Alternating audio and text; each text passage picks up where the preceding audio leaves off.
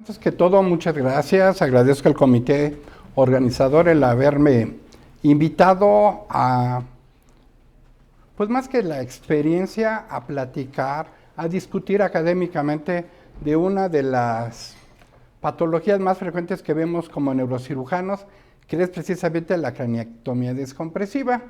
Y si bien todos nosotros como neurocirujanos tenemos la experiencia, aquí es qué podemos aportar, en qué hemos mejorado, qué tipo de paciente es el perfil como tal. Y esto es la experiencia que tenemos y que todavía participo en la Unidad Médica de Alta Especialidad Magdalena de las Salinas del Instituto Mexicano de Seguro Social, que es el hospital más grande de América Latina en el manejo de trauma. Por lo tanto, ¿qué es lo que podemos decir? La plática es trauma de cráneo severo, tratando de minimizar mediante una craniectomía descompresiva. Y ahorita vamos a explicar qué es, y es la perspectiva de un médico de neurocirugía que en la mayor parte de mi vida, aunque veo todas las patologías neuroquirúrgicas, pues lo que más he visto y en lo que más experiencia tenemos es precisamente en el neurotrauma. Por lo tanto, no es nuevo, lo hemos platicado con algunos fellows. La craniectomía la practicaban desde la época precolombina, utilizaban el famoso tumi para hacer craniectomías, que era una especie de sierrita. La cultura azteca utilizó el cincel y el martillo para hacer algunas craniectomías, pero fue apareciendo y realmente la neurocirugía moderna en relación a las craniectomías empiezan en el siglo XIX, cuando Berman utiliza la primera hemicraniectomía, es decir, quita la mitad del cráneo con todas las complicaciones, como vamos a ver, y que hemos tratado de irlas cambiando por las complicaciones que tenemos de hacer hemicraniectomías. En 1900, Cushing, el padre de la neurocirugía, es el primero que la utiliza como tal, donde quita un fragmento de hueso para liberar y mejorar la presión intracraneal, pero hace algo muy importante, que quita la escama del temporal y hace la descompresión para evitar la compresión del tallo cerebral. ¿Dónde lo utilizamos más la craniectomía descompresiva? Pues principalmente en el hematoma subdural agudo. Pues por sí mismo el hematoma subdural agudo tiene una mortalidad de más del 60%.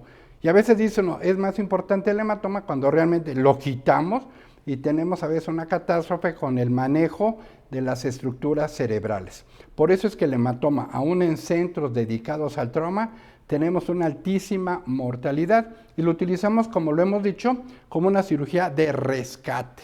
No es una cirugía curativa, es una cirugía de rescate cerebral como tal. ¿Y qué es? ¿Cuál sería la definición de una craniectomía descompresiva? Y decimos, es la resección de una parte de la bóveda craneal con el objetivo de dar más espacio al cerebro lesionado con una hipertensión, que aquí es lo más importante, una hipertensión intracraneal refractaria. Y nosotros, no en todos los pacientes, pero sí usamos el monitoreo de la presión intracraneal con catéteres de fibra óptica y nos da una idea de cómo responde al cerebro ante el edema cerebral, la hipertensión endocraneal, que es la principal causa de muerte en estos pacientes. Pero ¿qué pasa? A todo eso lo hemos denominado una descompresiva externa, es decir, quitar el fragmento de hueso para darle más espacio al cerebro que está edematizado.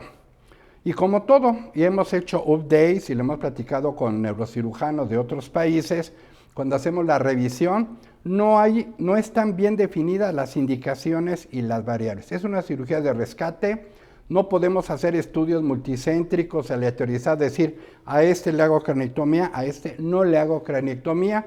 Entonces, no hay una indicación y depende más bien de la experiencia que tiene la institución en las craniectomias descompresivas. Lo que sí es que tenemos que evaluar nuestros resultados como cualquier especialista, y esto va de acuerdo a las recomendaciones. Cuando revisamos las guías de práctica clínica de la AANS, nos dicen, hace algunos años craniectomía descompresiva era una opción. Después, actualmente, ya es una evidencia tipo 2 y son recomendaciones. No puede haber un estándar por las características del enfermo, pero llega a ser una 2A o 2B, que son recomendaciones. ¿Por qué? Porque hay falta de estudios controlados y estandarizados de la técnica quirúrgica.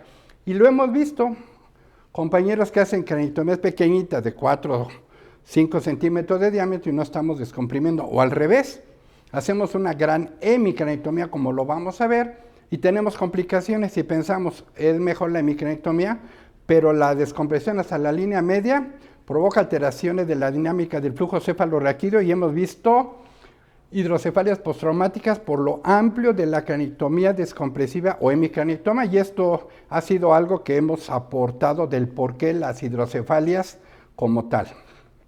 Por lo tanto, ¿qué es lo que tenemos en trauma? Pues lo consideramos trauma de alta energía, es decir, por arriba de los 230 joules por centímetro cúbico de absorción de energía del cerebro. Tenemos que ver la cinemática del trauma y a veces no preguntamos cuál es la cinemática, qué fue, fue choque, fue volcadura, fue colisión, lo atropellaron. Ahorita tenemos muchos pacientes que andan en motocicleta y que son atropellados y que la mayor parte de ellos tienen lesiones cerebrales, en la mayor parte irreversibles. De la cinemática del trauma. Cuando llegan a un servicio de urgencias, ver las escalas de evaluación que se llaman escalas pronósticas y que las tenemos, entre ellos el ISS, que es el índice de severidad del trauma, y el TRIS, el índice de mortalidad en base a esto. Y esto nos da una idea de la probable pronóstico del enfermo en base a la cranectomía. Y esto se llama, y lo hemos denominado como cirugía de control de daños, porque siempre es la comunicación entre el intensivista y el neurocirujano. Dice, bueno, ok, le voy a hacer una cranectomía descompresiva, le voy a poner un catéter de presión intracraneal para que tenga una ventana de oportunidad y tenerlo. Y muchas veces, y en muchos otros me han preguntado, oiga doctor, ¿por qué si usted pregona la cranectomía descompresiva y en teoría, lo vamos a ver, se regula la presión intracraneal, ¿por qué entonces le pone un catéter? Y eso ha sido una tesis de un fellow que tuvimos de Perú, donde hacíamos la cranectomía descompresiva y poníamos un catéter.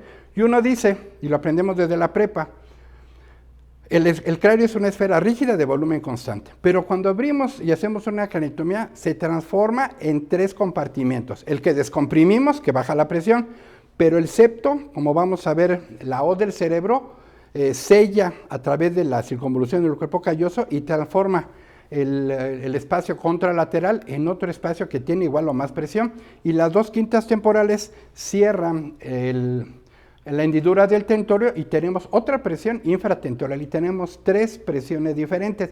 Y esto es muy importante porque ahí depende cómo vamos a hacer la cranectomía, por eso decimos que es una cirugía inicialmente de control de daños para ver la ventana de oportunidad. Y en muchos casos, como lo vamos a ver, el fracaso multiorgánico, es decir, ¿por qué no tenemos, quisiéramos, como en todo paciente, un resultado adecuado? Y la mayor parte, la experiencia nos la va dando el reporte que vamos viendo. Lo que sí, y esto siempre lo he recomendado, es que sigamos las guías de práctica clínica, las nacionales y las internacionales, porque eso nos va a dar mucho de cuándo, cómo y por qué aplicarlas. Y además es parte de la norma oficial mexicana 004 el que tengamos la aplicación. Le hice esta parte de la cirugía de un adenoma, de una cranectomía, en base a la guía de práctica clínica 01809, que es de la lesión cerebral traumática y está indicado. Pues ya sabemos, tenemos la evidencia clínica del por qué lo estamos realizando como tal.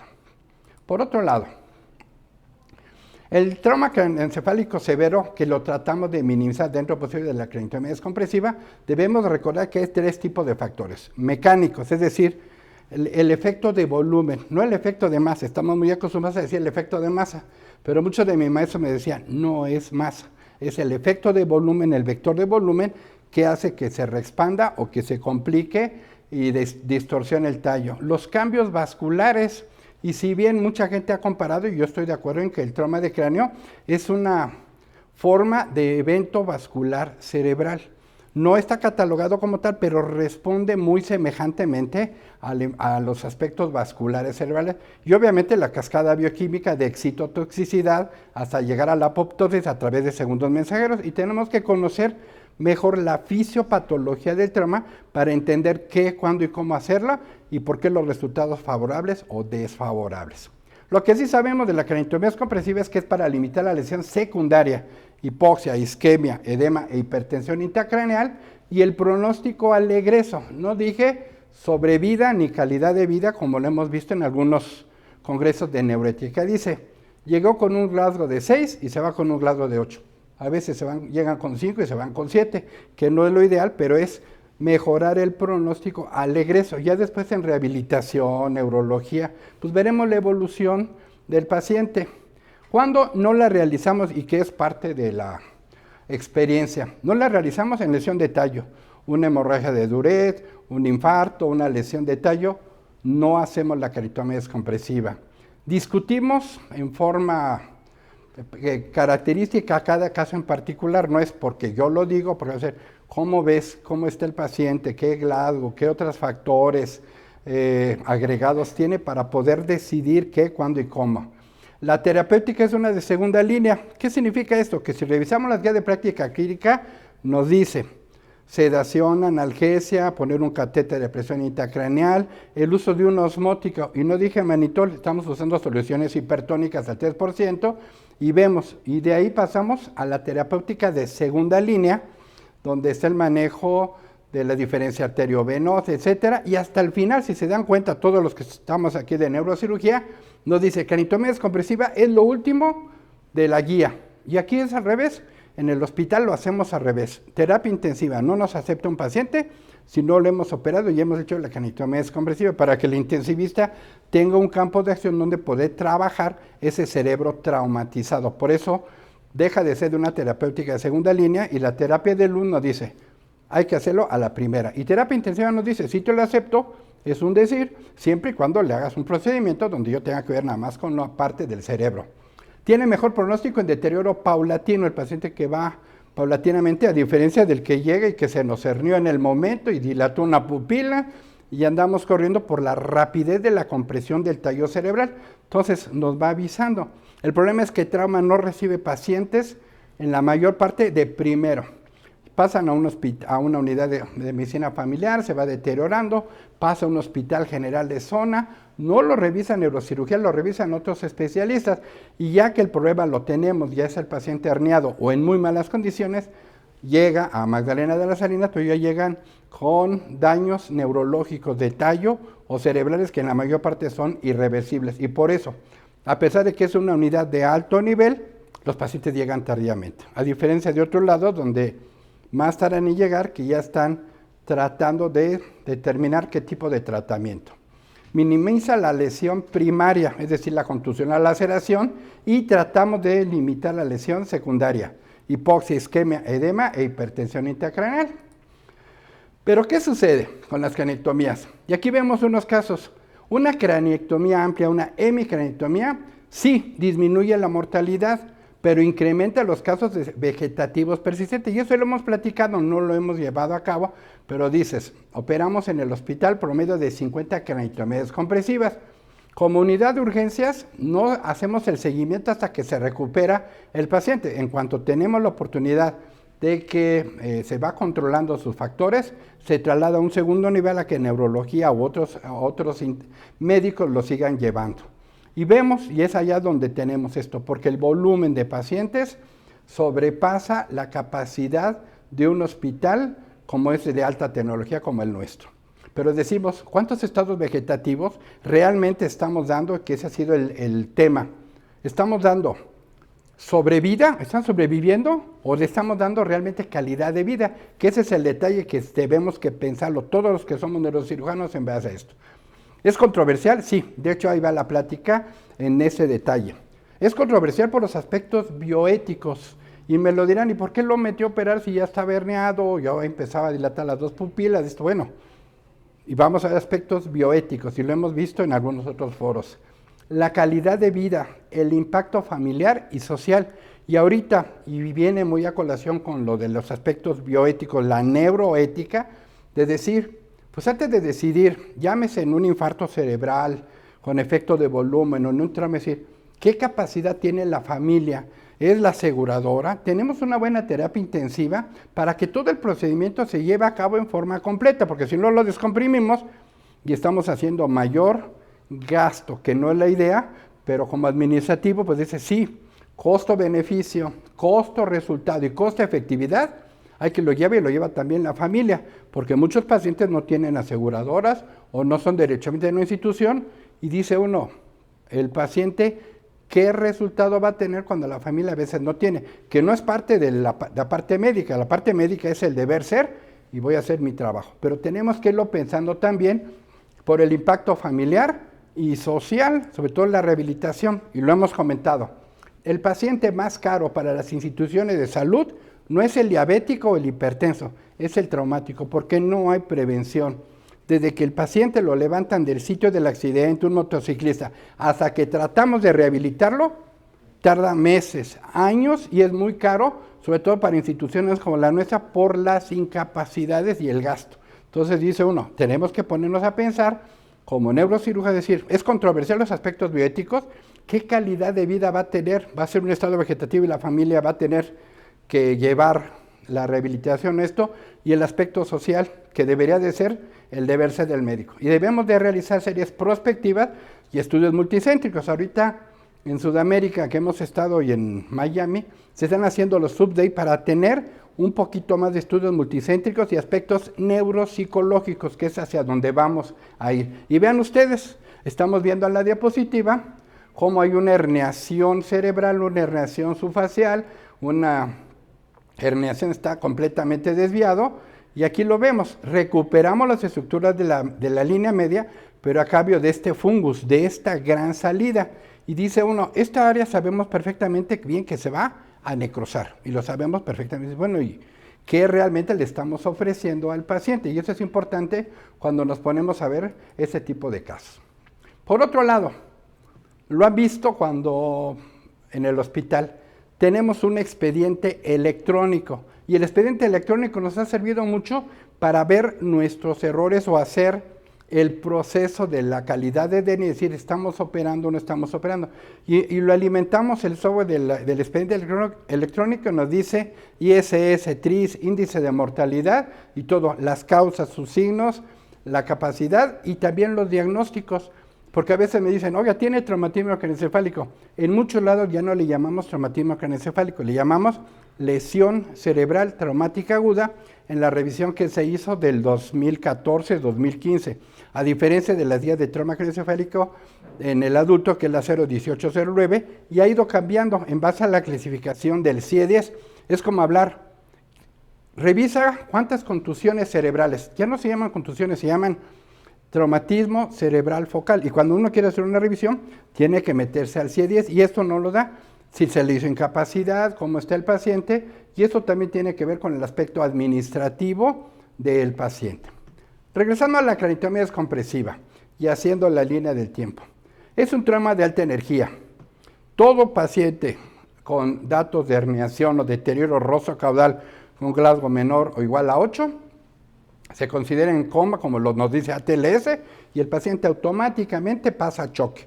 Y como en todos los servicios de urgencia, suena un timbre y todos los servicios, neurocirugía, cirugía, columna, inhalo, se presentan para ver en qué se puede apoyar este paciente que llega a la unidad de choque. De ahí vamos tomando las revisiones o las consideraciones, la condición del paciente y los modelos pronósticos. Oye, tiene las dos pupilas dilatadas, tiene lesión de tallo, la evolución natural de la enfermedad, que antiguamente lo hacíamos, hoy no. Hoy son pacientes que por el programa que tenemos de procuración de órganos, lo tratamos como si fuera, entre comillas, un paciente recuperable por la posibilidad de la procuración de órganos, aún con sus modelos pronósticos y escalas. El paciente puede estar en varias categorías. Está estable, se puede operar, está borderline, está inestable y está grave. Y no me dejarán mentir muchos de ustedes. Un paciente con trauma craneoencefálico es imposible que tengamos tiempos de coagulación normales.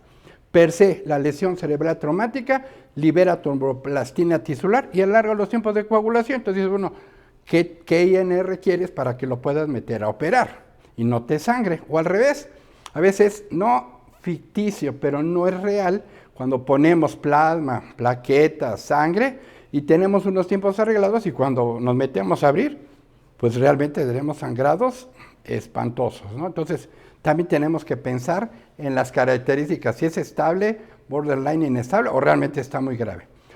¿Qué tipo de intervención quirúrgica? Algunas veces dicen, no es una craniotomía chiquita que no la recomendamos, o una craniotomía descompresiva, como lo dicen las guías de la AANS, de 15 por 15 o de 14 por 14, y que tenga la escama del temporal. Si no, no sirve. He visto craniotomías chiquitas muy altas, donde se hace un hongo y sale peor el remedio que la enfermedad. Ver qué tipo de intervención quirúrgica tiene el paciente, le podemos dar. El manejo del control de daño, porque realmente el paciente neuroquirúrgico puede tener lesión de huesos largos y hacer embolismo, tiene contusión miocárdica, tiene otros problemas que debemos de tratar en forma multidisciplinaria.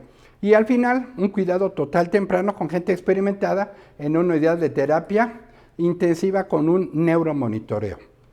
¿Qué podemos decir en general? Es una cirugía neurológica de urgencia, sobre todo en trauma craneoencefálico severo o lesión cerebral aguda. Es una cirugía de rescate. Tratamos de disminuir el daño secundario, hipoxia, isquemia, edema, hipertensión.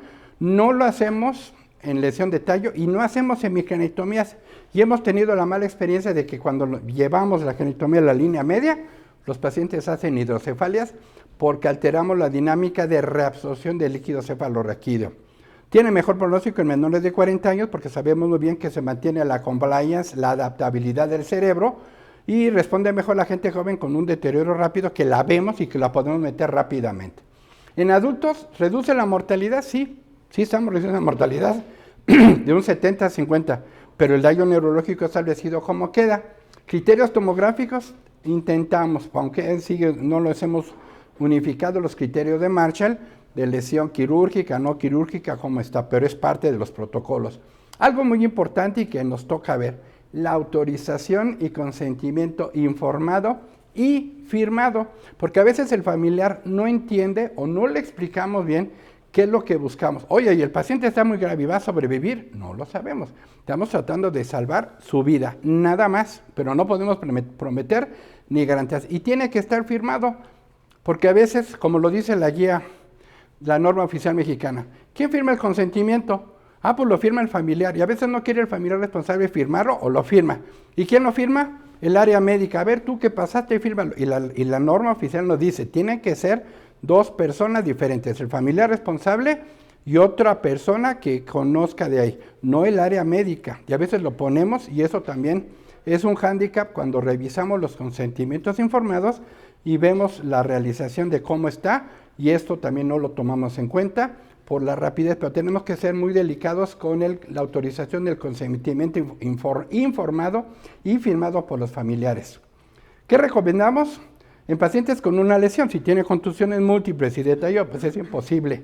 Les va mejor cuando son cranectomías de un solo lado y que tiene desviación de las estructuras de la línea media, y no cuando tiene de los dos, y ahorita les voy a explicar por qué, desde la experiencia. Por otro lado, la selección de pacientes debe ser evaluada en forma cuidadosa, y no como decimos, no vamos a operar tomografías. Tenemos que operar pacientes en base a cómo están. ¿Vamos a reducir la mortalidad? Sí la vamos a reducir, pero no tenemos estudios controlados y la casuística, aún en los subdates donde hemos participado, no es concluyente. En pacientes con Glasgow mayor de 5, tiene mejores resultados. Nosotros hemos metido pacientes con 4, con 3, y obviamente los resultados son muy malos.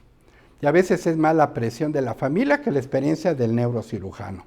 La sobrevida de niños, sí los hemos hecho y obviamente tienen mejor resultado que los adultos. Por ejemplo, heridas por arma de fuego que atraviesan y lastiman el tallo, imposible que hagamos lo que hagamos, se vaya a ver. El propósito de la cranectomía es restaurar la presión de la perfusión cerebral, porque hay una fase de vasoparálisis. Y siempre me han preguntado, oye, ¿y las primeras 24 horas ese edema? Realmente no es un edema cerebral, se llama tumefacción. Hay una vasoparálisis y lo que tratamos es de que se mejore nuevamente, se reactive la perfusión cerebral y hay un flujo sanguíneo cerebral, pues si no de 50, sí cercano a los 50 mililitros por cada 100 gramos de tejido por minuto, y darle espacio a ese tejido que está sufriendo, sobre todo al tallo.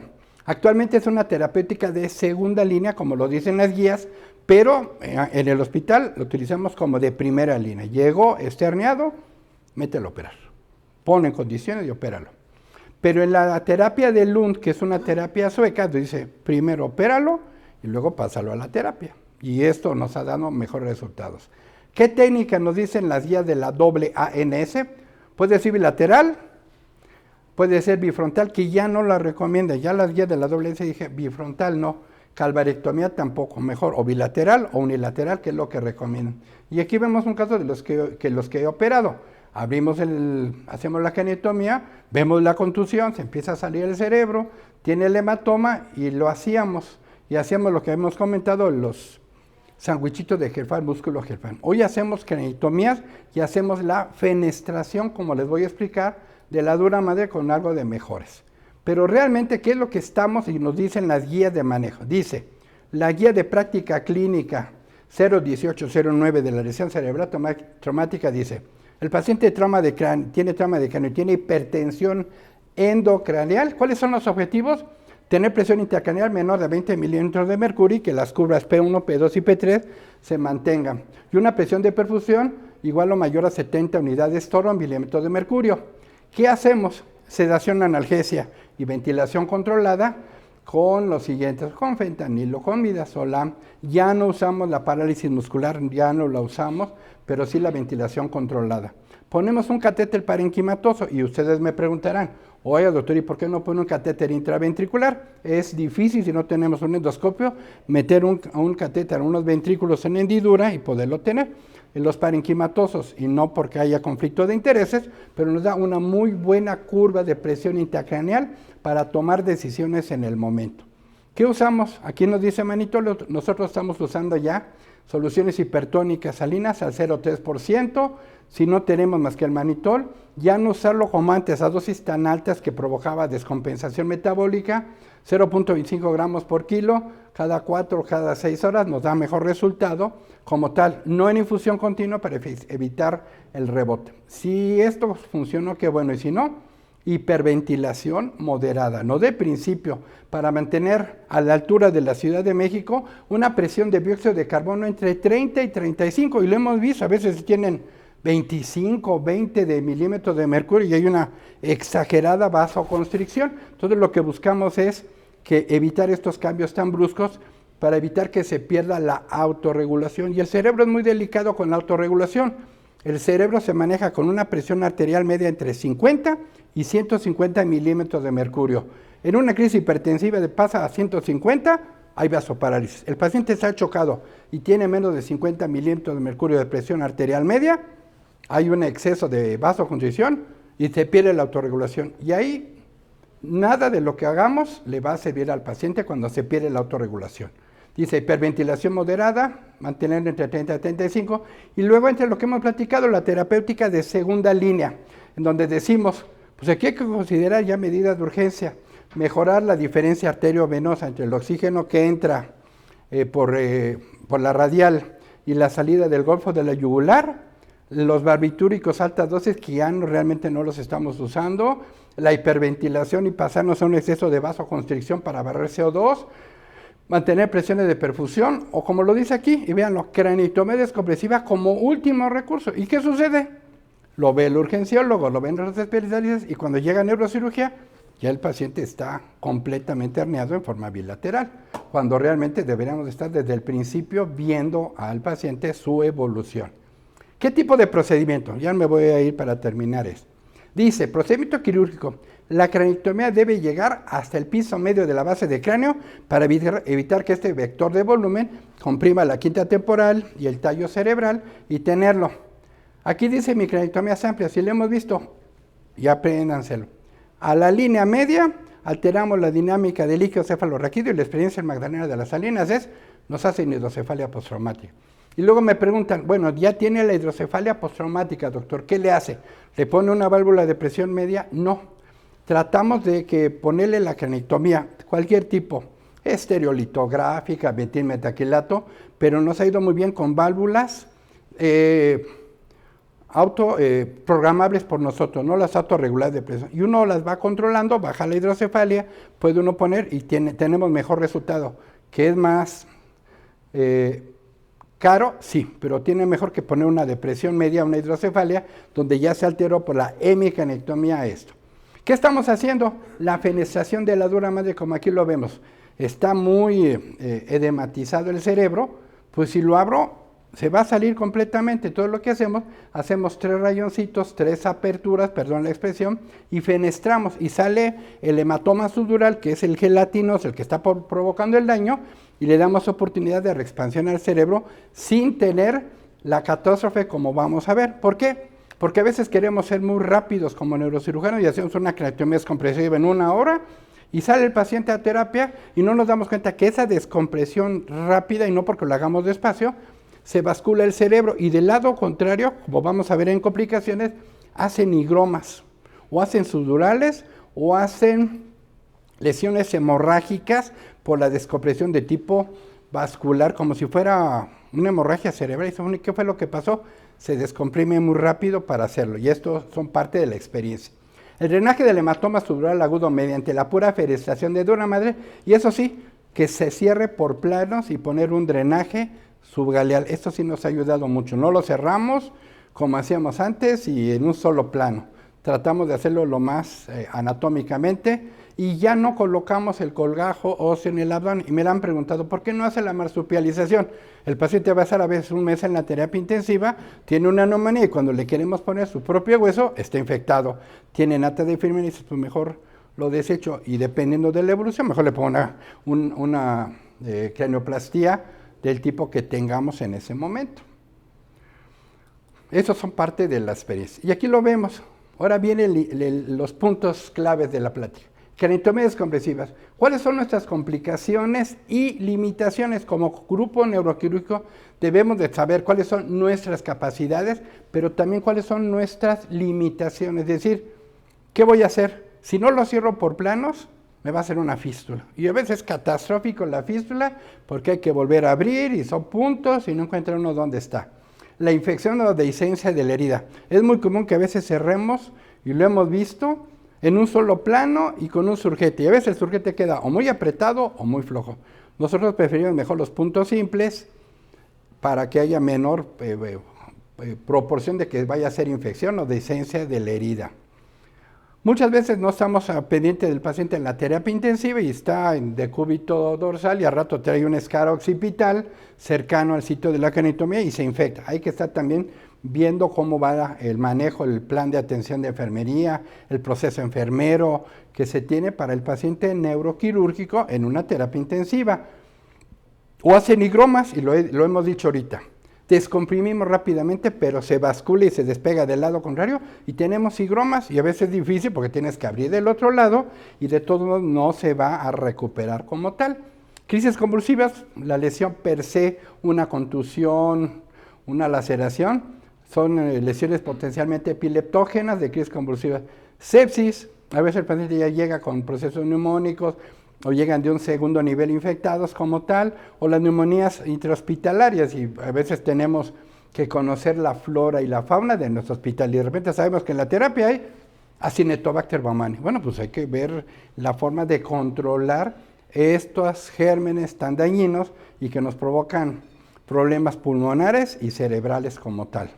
Y a veces ni siquiera la tigecyclina ni el colecin son suficientes para controlar una infección por Acinetobacter. Entonces tenemos que pedir apoyo a infecto de la raza o algún otro para ver qué otras opciones.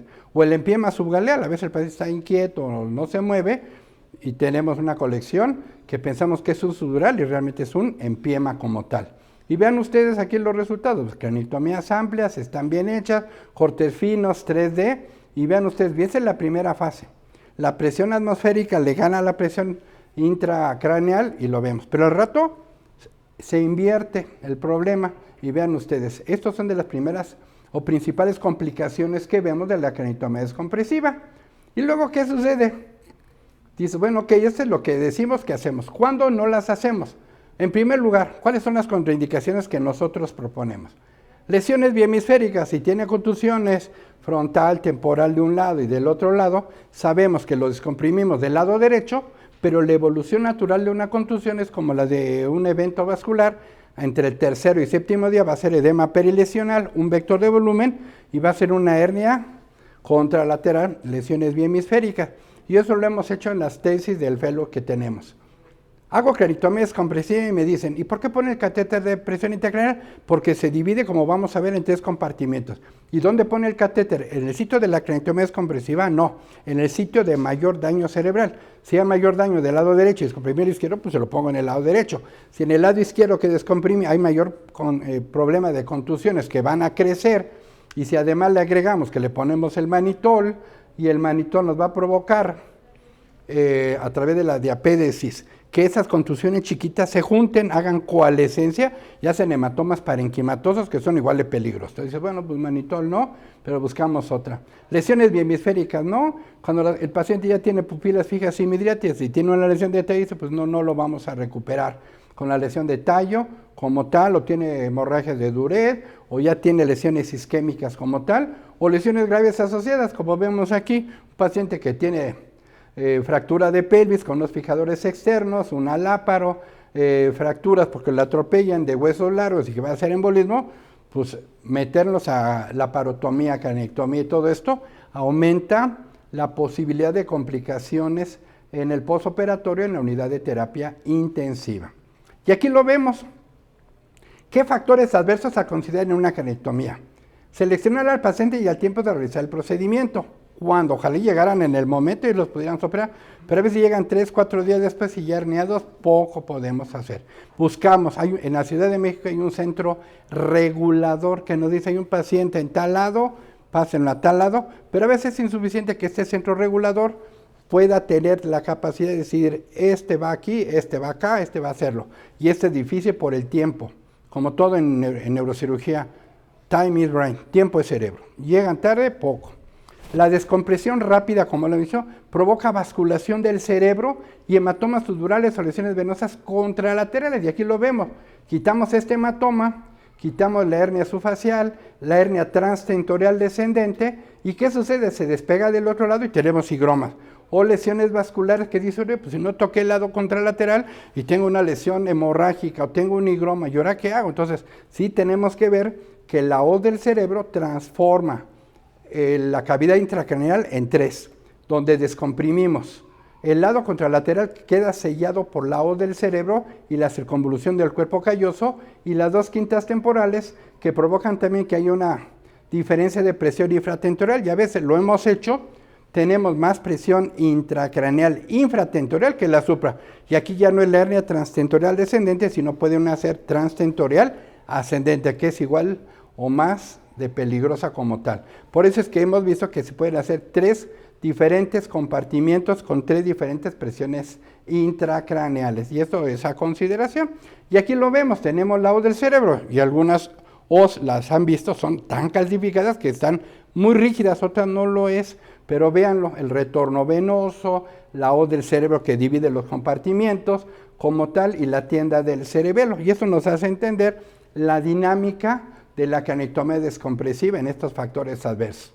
Tener una terapia intensiva es fundamental, que tengamos en el hospital una experiencia de gente que conozca y maneja al paciente neurológico, no necesariamente de trauma, pero que lo conozca.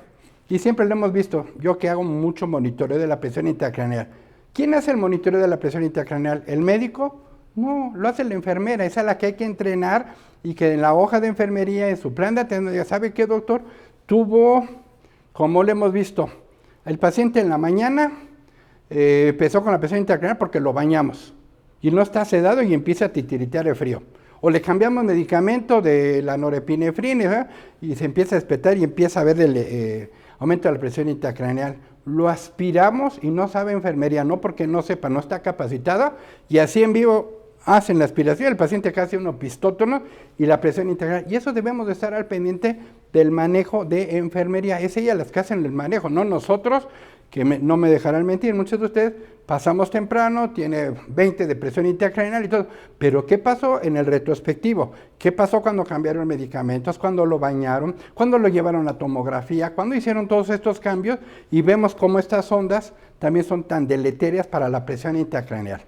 Debemos de tener comités éticos, bioéticos y actualmente neuroéticos para tener decisiones. Y en estos comités no solamente el área médica, sino entran hasta abogados y sacerdotes en el sentido estructural. Es como nos piden que sean los comités de ética y de bioética.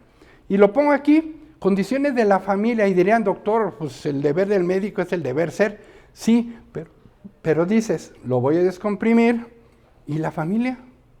¿Qué importancia es la familia? Aunque sea un derechohabiente del Seguro Social, y si no lo es, todos los gastos, la rehabilitación, no somos quien para juzgar sí o no. El deber ser del médico es operar, pero hay que tener en consideración a la familia del paciente. Y a veces la familia dice, no doctor, y hay que respetar la decisión también en base a cómo le presentemos al paciente. Desde el punto de vista de nosotros, la economía de la salud, ustedes saben muy bien que un paciente en terapia intensiva es muy caro para las instituciones.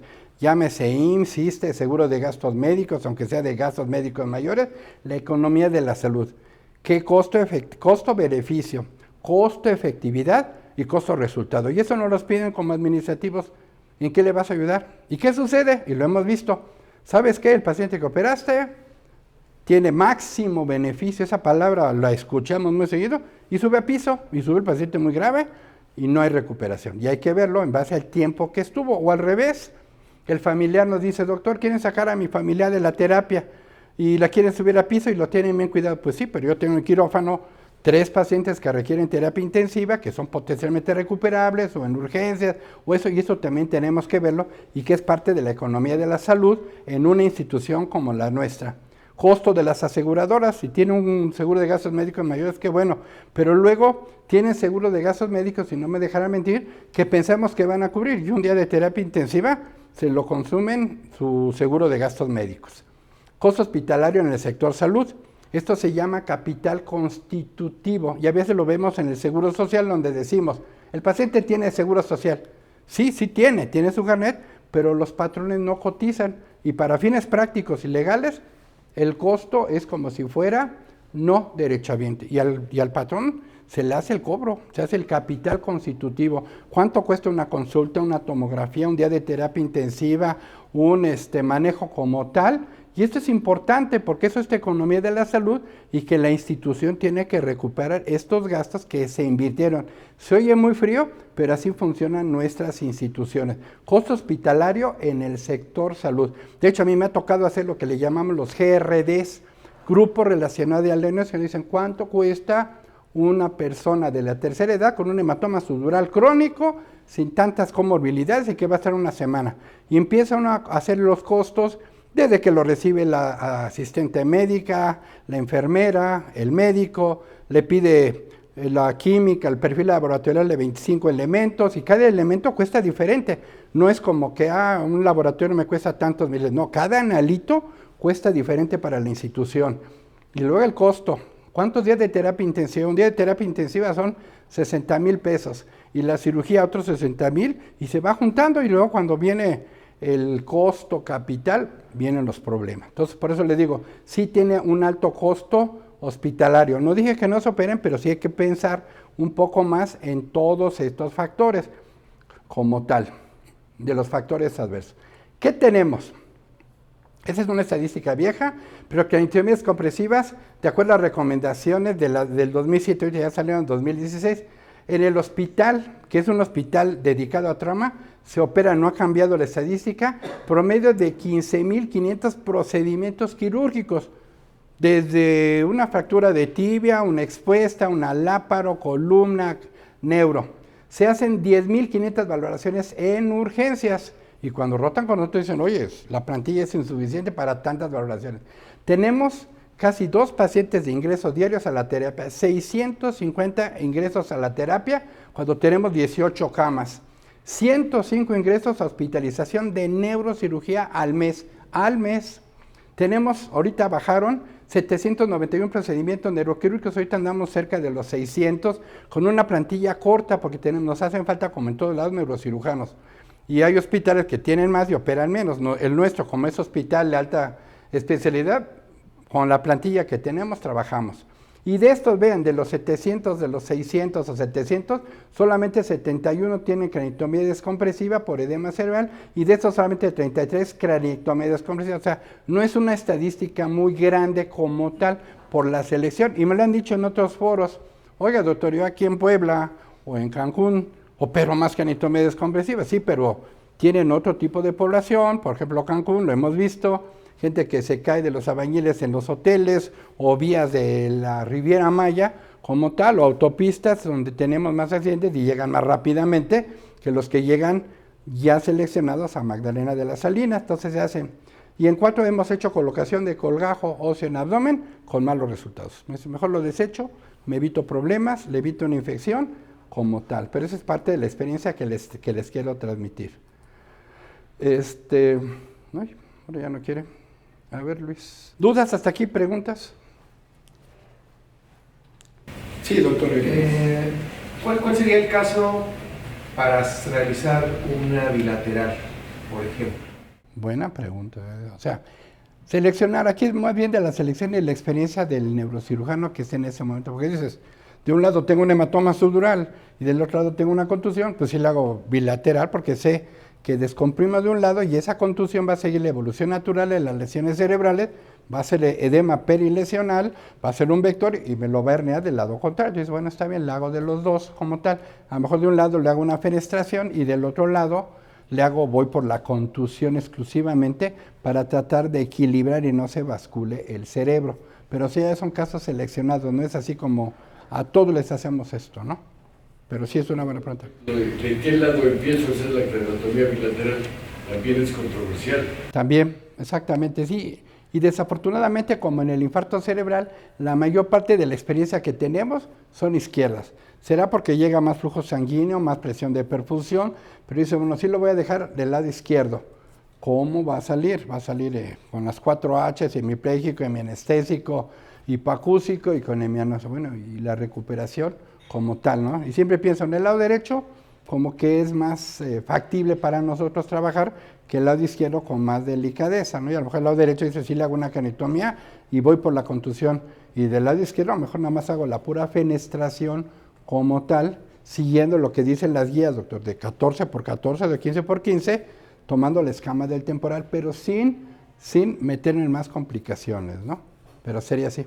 Yo creo que juega también un lugar muy importante el anestesiólogo, porque él puede ayudarnos a controlar un poco más el edema para tomar una mejor decisión. Claro. Sí, doctor Álvarez. Yo tengo una duda, no se refiere precisamente a la cirugía, pero en el Hospital de Magdalena de las Salinas, que es pues, el más de alto volumen, ¿no?, del hospital de referencia en trauma de cráneo, ¿ha habido algún caso que hayan visto en pacientes con las dos pupilas dilatadas, que como hacen procuración, etcétera, pues tienen que mantenerlo en cierto nivel, que haya regresado digamos, a tener un reflejo normal de pupilas o haya mejorado? Porque generalmente cuando vemos un paciente con las dos pupilas dilatadas, ya lo consideramos más allá del tratamiento quirúrgico, pero ustedes que pueden tener un mayor tiempo de observación, ¿ha sucedido alguna vez que usted lo haya visto? Como tal, no, es muy difícil. Antes era, como decimos, la evolución natural de la enfermedad. El paciente tiene dilatadas las pupilas, tiene grado de 4, ni siquiera terapia intensiva, a veces no los quiere recibir y suben a piso. Hoy no, con el advenimiento de los comités de procuración de órganos por parte de Senatra, hemos llegado a la característica de que aunque sean pacientes no recuperables como tal, sí buscamos de que el paciente, aunque no es recuperable, pasa a la terapia intensiva como tal, y es de que no puedo, no quiero. Pasa a la terapia porque es un potencial procurador de órganos. Y así se maneja, ya sea ahí o en piso. Generalmente nosotros que estamos en comité de procuración, nos llega un censo de todo paciente con un Glasgow menor de 8. Y los que manejan esto generalmente son los pasantes, no es el adscrito, no es esto. Y nos ha dado muy buen, y es un tip de los comités de procuración, los pasantes. Y miren, ¿por qué?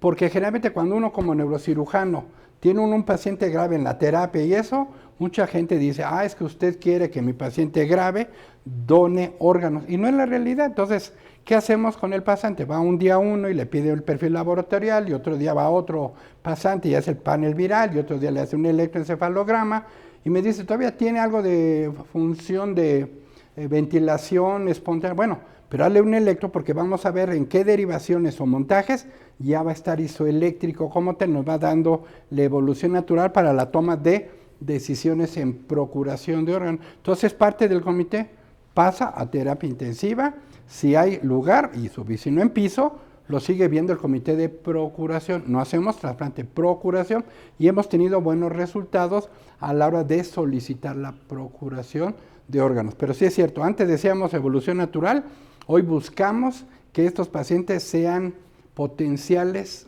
procuradores de órganos. ¿Sí? Sí, esa era la pregunta. Entonces sí se obliga porque tenemos todos, desde la dirección médica hasta todo el hospital, se entera de qué pacientes tienen Glasgow menor de 8, que generalmente son como 20 o 25, y de ahí cuáles son los que tienen mayores lesiones y poder decidir quién puede procurar o no. Y también depende mucho de la familia, también cómo ven psicología y tanatología que da el apoyo, la capacidad de la familia. Sí, porque a veces... sí, la pregunta. No, como tal, no. Ya por el tiempo, no. Algo duro, ¿no? De un paciente ya no rescatable. Así es, tiene usted razón. Generalmente no lo metemos. Si ya tienen pupilas dilatadas de un grado de 4 o 5 puntos, tratamos de no, pero sí como potencial procurador. No hacerle canectomía, pero sí hacerlo dentro de lo posible a que tenga una recuperación lo más factible como tal. Pero así como casos anecdóticos de que tenía grado de 3, se operó y llega a tener un grado de 8, como tal no. Porque hacemos la correlación, se oye muy académico, pero clínico, tomográfica. Clínico tiene grado de 3, 4 puntos y tomográfico tiene una herida por arma de fuego que atravesó, contusiones múltiples, infarto de tallo, una hemorragia de dura, entonces pues, no lo vamos a recuperar fuera de procedimiento neuroquirúrgico como tal, pero sí para procuración. Ahora, el diagnóstico de muerte cerebral se ha ajustado un poco. Yo creo que hay una norma técnica, ¿verdad? Actual. ¿Y quién lo hace en un hospital como Magdalena de las Salinas, el neurocirujano? La Ley General de Salud dice cualquier médico tratante como está. Puede ser un intensivista, puede ser un internista, un urgenciólogo, pero por protocolo en Magdalena de las Salinas, el que lo hace es neurocirugía. ¿Sí? Lo hace neurocirugía, y neurocirugía es el que dice, se manda la famosa interconsulta, hoy el paciente tiene esto, sí, clínicamente tiene datos de muerte encefálica, hazle el electro. Y así lo dice la Ley General de Salud, y hay un flujograma de Senatra. Paciente que llega a un hospital de trauma es caso médico legal, hasta no demostrar lo contrario. Se tiene que dar aviso. De hecho, el expediente electrónico sale automáticamente el aviso al Ministerio Público. Que se cayó en su casa, avisa al Ministerio Público. Y se hace todo el proceso. Y ya cuando vemos que es un caso médico legal o que no lo es, sigue todo su proceso hasta que llega al comité de procuración. ¿Y qué requiere? El aspecto clínico, así lo dice la guía de práctica clínica de muerte encefálica, tiene datos clínicos y un electroencefalograma isoeléctrico, no dos, uno. Y con eso determina una muerte cerebral. El problema es que muchos de nosotros, neurólogos o neurocirujanos, no estamos tan convencidos de decir, grado de 3, electroisoeléctrico, fírmale y tiene muerte cerebral. Y es en ese momento, doctor, cuando determinamos la muerte. No cuando clipan la aorta, no cuando pasa terapia, no, en ese momento. Sí, con respecto a este tema de la muerte cerebral, cuando el paciente ya tiene diagnóstico, ya realizado por nosotros o por cualquier otro médico, ya de hecho tiene a lo mejor hasta angiotomografía o electroencefalograma, y los pacientes deciden no donar los órganos, en ese momento es viable y se puede, como dicen los familiares, desconectar al paciente. Sí, la ley lo permite, pero todavía no hay un tema como tal de que digas, y lo han pedido como tal, es decir, oiga doctor, desconécteme al paciente. No lo hacemos, no hacemos una eutanasia activa, pero sí lo que hacemos es lo que han visto. Hacemos los datos y en base a los datos clínicos de muerte encefálica lo vamos tratando, ¿no? Dice, bueno, que ya lo tiene, ¿qué nos dice la ley general? Hacemos los estudios, los prerequisitos, los procedimientos como tal, las pruebas de diagnóstico. No tengo electro, no hay técnico, como todo en el INSS, no tengo quien la haga, bueno, hazle un angiotac. ¿Tiene presión de perfusión arriba del sifón carotídeo? No la tiene. No hay flujo sanguíneo, muerte cerebral. Potenciales evocados, nada más tiene la onda 1 y 2 y no hay más, muerte cerebral. Prueba de apnea respiratoria, muerte. O sea, la idea es de que la Ley General de Salud permita tomar decisiones. Y eso es muy importante, Eric, porque no entiende a veces la familia decir, muerte cerebral es igual a muerte. Oiga, doctor, pero el paciente todavía tiene frecuencia cardíaca. Muerte cerebral determinada por un médico tratante es muerte cerebral, punto. ¿Sí? Para tener una mayor oportunidad de saber si la muerte es clínica, es aparente o es real como tal, y tener pacientes para procuración, que no es el fin, pero es parte de, y es parte de lo que hace Senatra, no nosotros en general, como parte de la guía de práctica clínica. Pero sí, pero contestando la pregunta, no dice neurocirugía. Puede ser un neurólogo, neurocirugía, terapia intensiva, un internista, un urgenciólogo, pero a la hora de firmar se vienen los problemas, ¿no? Nadie quiere firmar. Entonces tenemos que buscar alternativas para tener pacientes que tengamos este potencial de procuración. Pero sí, es un problema todavía, aún en un hospital enorme. ¿Más preguntas? Sí, nada más, respecto a la duramadre en la craniotomía, ha cambiado esto de ser una amplia colgajo de duramadre para descomprimir a hacer fenestraciones. La pregunta sería si realmente está consolidado esto y eso va a ser como el camino a seguir. ¿Es suficiente las fenestraciones o realmente todavía existen dudas? Todavía hay dudas, incluso yo lo he visto en países como Brasil, que es los que más lo hacen, no por copiarlos, pero de ellos son los que más hacen fenestración, pero dejan el hueso, lo dejan como lo llamamos en libro abierto, para que cuando baje el edema solito vuelva a caer. Nosotros no lo dejamos. Sí se hace la fenestración, son casos hasta ahorita todavía anecdóticos, así como para sentarnos y ver, de las 30 descompresivas hicimos 10 con fenestración y a los otros se le hizo la tradicional y abrimos toda la dura en estrella, en libro, como usted quiera, y luego ponerlo y dice, bueno, no tengo, pues fascia lata. De hecho, ahorita Magdalena de las Salinas están trabajando con fascia lata, no porque no se haga la licitación como tal, sino se está utilizando otra vez fascia lata para fracturas expuestas y se contamina menos la fractura expuesta en pacientes neurológicos, una. Otra, estamos haciendo ya no solamente procuración de córneas, de riñones, de corazón, sino ya tenemos casos donde estamos haciendo de donador cadavérico tendón de Aquiles, hueso también y músculo, por todos los desgarros de los motociclistas. Entonces tenemos que buscar alternativas. Si lleva un tendón de Aquiles, pues buscar también, no solamente, y siendo un hospital de trauma, no solamente la fascia lata, sino buscar alternativas. Que sí se tiene que, para no meterme en conflicto de intereses, la matriz de colágeno, el duragen, el Lioplan, lo que sea, sí se tiene y se utiliza. Y es muy bueno. Pero cuando no tenemos otra, la fascia lata sigue siendo una buena opción para cubrir todo este defecto como tal. ¿Y siempre hacen plastía dural cuando abren toda la dura o hay veces que nada más la... Sí, muchos de mis compañeros, y lo digo abiertamente, cierran en un plano. Cierran un plano así, le ponen, se salió todo el problema, lo que usted guste, se pone una buena capa de Gelfan y se cierra en un plano. Y vámonos ya a la terapia. Obviamente los pronósticos no son tan halagüeños como quisiéramos, porque lo que vimos de esencia de heridas, infecciones, sangrados, etcétera, los tenemos más, ¿no? Por eso siempre es bueno que tener un buen anestesiólogo, y lo digo yo, que nos maneje un poquito mejor. De todo modo se va a salir, pero tener un mejor control del paciente que el abrirlo así como tal y hacer una craniotomía en media hora, en una hora, y ciérralo en un solo plano. Y hemos aprendido de esta experiencia también, doctor, ¿no? Tratar de ser más anatómicos en los cierres.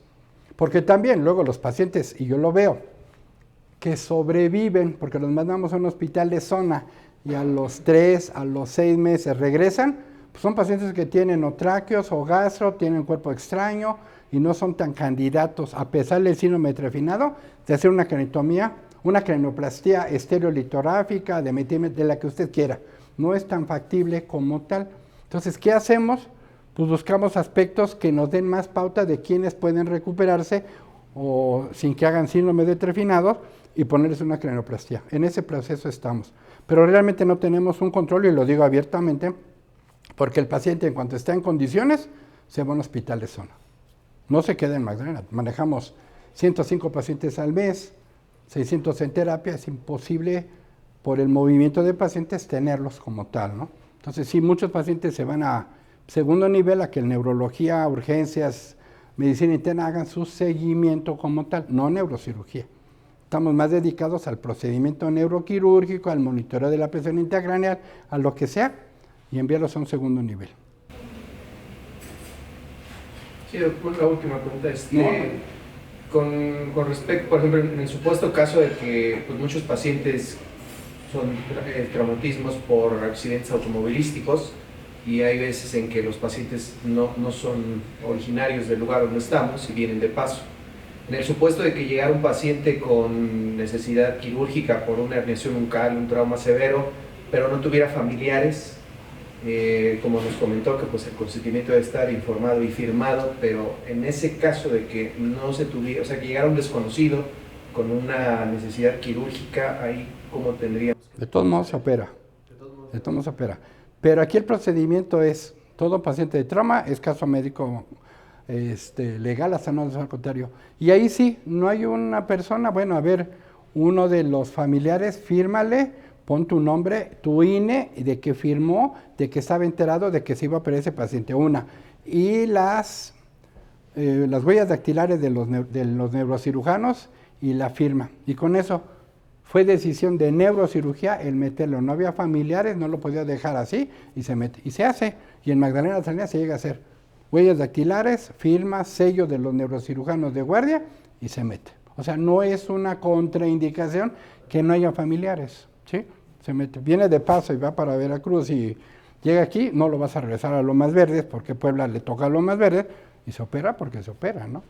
Y eso es parte del deber ser y desde el punto de vista de la guía de práctica clínica, porque sería, ¿por qué no lo operaste? No es que no haya familiares, no es una contraindicación absoluta como tal, ¿no? Pero sí es importante esa pregunta.